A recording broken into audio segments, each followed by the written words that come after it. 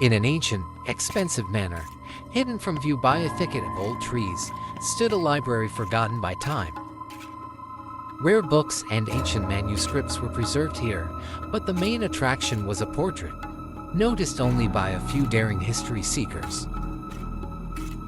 In a far corner of the hall, lit by a single dusty chandelier, it drew the eye with its inexplicable power. The portrait depicted a man with sharp facial features, dazzling white skin, and eyes like red embers in a night fire. His gaze seemed to follow your every move, even when you looked away. Legend had it that this portrait was the imprinted soul of an ancient nobleman accused of black magic and bloodshed. It was said that whoever endured the gaze of those eyes for more than 2 minutes would become his new victim. One day, Katya, a student with a passion for history and mythology, came across a reference to this portrait in a book written a century ago. It claimed that the portrait hid a secret leading to immortality, but the path to it was paved with sacrifices. Katya didn't believe these words, but her curiosity was too strong.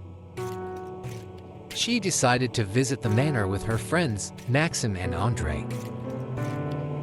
When the 3 friends found themselves at the massive wooden doors of the manor, the night was moonless, and only their flashlights cut through the thick darkness.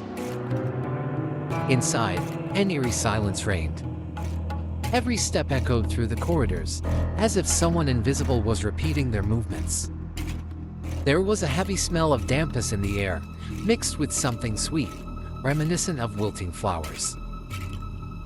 Katya was the first to notice the portrait. It was larger than she had imagined, and the man's eyes on the canvas looked so realistic that she felt her hands go cold. Maxim and Andrei cautiously stepped closer, trying not to make any noise. "Why do I feel like he's moving?" Andrei whispered, taking a step back. "It's just a play of light," Katya replied, though she was beginning to feel inexplicably anxious. Suddenly there was a whisper in the library. It was not a clear voice, but like 1,000 inarticulate sounds all at once. The friends froze, their lanterns crackled, and the lights flickered. At that moment the eyes of the man in the portrait flashed as if a fire had been lit in them. Katya shrieked, but didn't have time to look away. Her gaze met the portrait.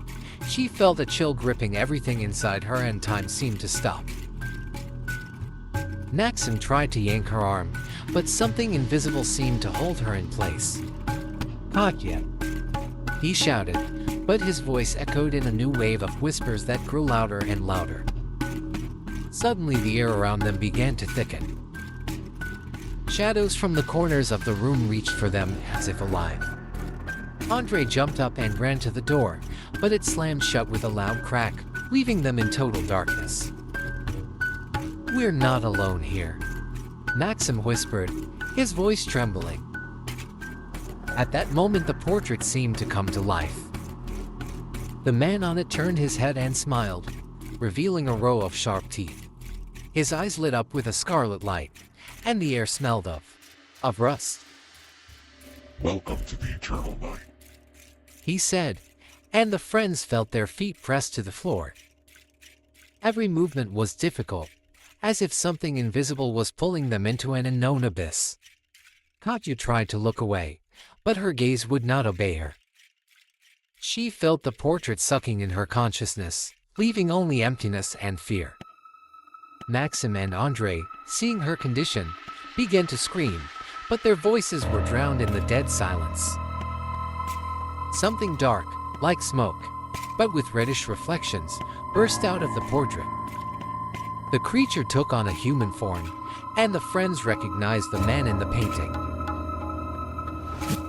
He approached them with his fangs bared. "Immortality requires sacrifice," he whispered, approaching Katya.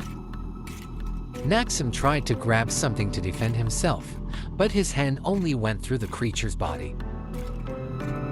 Andrei fell to his knees, gasping in fear.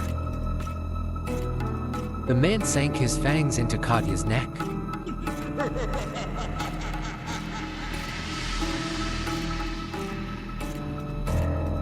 Her scream echoed through the library and then fell silent. Maxim and Andre felt their strength leaving their bodies, and soon they too fell to the floor. But suddenly Maxim woke up, his body covered with cold sweat. The man from the painting was no longer visible. He grabbed Andre by the shoulder, and they both ran, without looking back, through the corridors of the manor. Darkness thickened around them, and only their breathing broke the oppressive silence. As they ran past rows of paintings, they noticed the eyes in the portraits following them. Finally, they ran into a small room and slammed the door shut. "What now?" Andre whispered, trying to catch his breath. "We have to find a way out before he gets to us." Maxim answered firmly, clutching a broken chair leg in his hand, as if the weapon could protect them from evil. Footsteps sounded outside the door. They were getting closer. Maxim looked around the room for something useful. His gaze stopped on a small carved cabinet. Opening it, he found an ancient diary, the pages of which were stained with blood. "Look, Andre, there's something written here," Maxim said, hurriedly leafing through the pages. On one of them were the words, "The portrait must be destroyed. Only then the vampire's soul will be released, and he will lose his power." "How? It's not on fire," Andre exclaimed in panic. "It says here about a knife hidden in the walls of this manor," Maxim said, showing Andre the scheme drawn in the diary. "We must find it." Outside, the footsteps grew louder and louder. Maxim gripped the chair leg tighter and pointed to the window in the corner of the room. "We have to get out before it's too late," he said firmly. Maxim carefully opened the window, which revealed the thick darkness of the garden. Andre climbed out first, giving Maxim a hand. The sound of footsteps outside the door intensified, accompanied by chilling whispers. "Hurry up," Andre whispered.